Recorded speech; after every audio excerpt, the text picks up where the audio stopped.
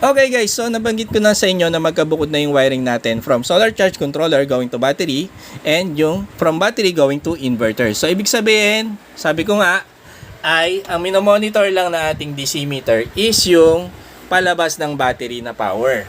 So, ayan yung consumption natin dyan, yung kilowatt hour dyan sa lower left side ng ating DC meter, ayan yung nakukuha sa ating battery na energy.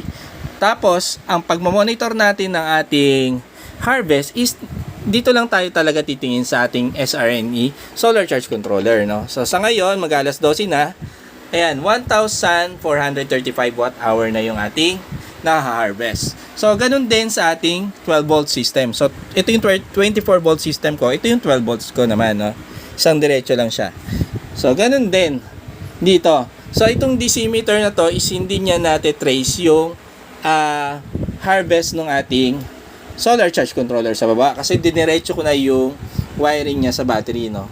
Ito na yung charging ano natin, pair ng wire natin papunta sa battery.